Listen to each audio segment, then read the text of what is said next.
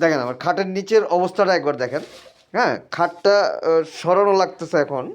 তার জন্য খাটের নিচে কি কি পাচ্ছি আমি। হ্যাঁ, খাটের নিচে সরানোর পরে দেখেন যত ধরনের অন্যায় অপকর্ম, মানে আমার কিন্তু এগুলো ইঁদুরের কাজ না, হ্যাঁ বলে রাখা ভালো। এগুলো হচ্ছে মানে ওমরের যত ধরনের যত ইয়ে আছে, মানে একটা জিনিস ভেঙে ফেলছে খাটের নিচে, একটা জিনিস লুকানো দরকার খাটের নিচে, একটা যে কোনো একটা অপরাধ করে ফেলছে খাটের নিচে, মানে কিছু হলেই খাটের নিচে। এখান থেকে যে কত কিছু পাওয়া যাচ্ছে, কত কিছু যে উদ্ধার করা হচ্ছে, এটা মানে কি বলবো আর, বলার বাইরে, অবাক হয়ে যাচ্ছি। হ্যাঁ, যে কোনো কিছু খুঁজে পাচ্ছি না, খুঁজে পাচ্ছি না, এতদিন যে এই অবস্থায় ছিল এটা মানে কল্পনাও করতে পারিনি।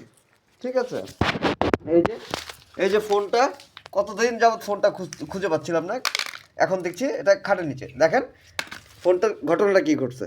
এই যে ফোনটা, এই ফোনটা ছিল, এই যে এই ফোনের এটা নাই করে ফেলছে, ডিসপ্লেটাকে উঠিয়ে ফেলছে, তার মানে ফোন এখন খাটের নিচে লুকায় ফেলছে। ঠিক আছে, ডিসপ্লে কী করছে দেখেন, ডিসপ্লেটাকে উঠানোর পর মানে এটা মনে হয় কীভাবে ভেঙে ফেলছিল জানি না, ওই ভিতরে কি একটা ঢুকাইছে।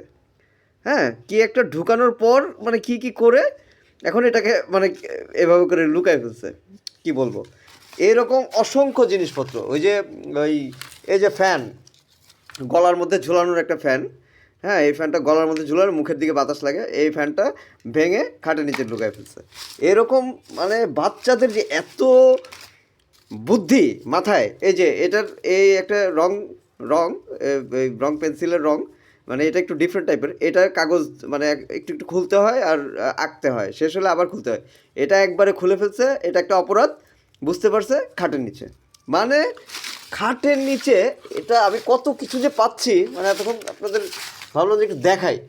এই যে এটা খুঁজে পাচ্ছিলাম না, খাটের নিচে দেখেন। হ্যাঁ, এটাও একটা রং।